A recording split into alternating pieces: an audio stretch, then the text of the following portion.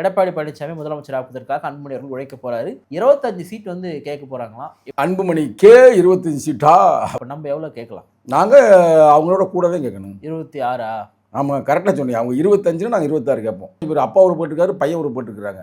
அவருக்கே 25 கேட்குறாருன்னா நாங்கள் 26 கேட்போம். அந்த கட்சி வந்து தேர்தல் அங்கீகாரத்தை, மாநில அங்கீகாரத்தை இழந்து போச்சு. இன்றைக்கி அவங்களுக்கு மாம்பழம் கொட்டையெல்லாம் கொடுக்குறாங்கன்னா என்ன காரணம்னா அது வேறு ஒன்றும் இல்லை. மேலே இருக்க ஆளுங்க ஒன்றிய அரசோட அண்டர்ஸ்டாண்டிங் பண்ணி தான் வாங்கியிருக்கிறாங்க. தமிழ்நாட்டில் பொறுத்த வரைக்கும் விடுதலை சிறுத்தைகள் எப்படி இருக்குன்னா, திமுக அதிமுக அடுத்து விடுதலை சிறுத்தைகள். இதான் வரலாறு. ஒரு பக்கம் விஜய் வராரு அந்த இடத்துக்கு, இன்னொரு பக்கம் நாம் தமிழ் வராங்க.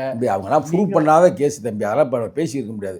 அதிகாரப்பூர்வமா தமிழ்நாட்டிலே 3வது பெரிய கட்சி நாம் தமிழ் கட்சி. அப்படிலாம் இல்லை. நீ வார்டு போகிற போக்குல அடிக்காத. நீங்க எத்தனை சதவீதம் வாக்குனீங்க தம்பி? வாக்கு வங்கி மட்டுமல்ல, நல்லா கேட்டுக்க, 2 MP தம்பி. நான் ஃபுல்லாக அதெல்லாம் படித்தாலும் தம்பி. ஜனநாயகம் பொழுது ரிலீஸ் ஆகிறதுக்கு காரணம் பார்த்தீங்கன்னா ஒன்றிய அரசு தான். ஏன்னா விஜய் அவர்களை எப்படியாவது மிரட்டி தான் கூட்டணி கொண்டு வரணும்னு நினைக்கிறாங்க.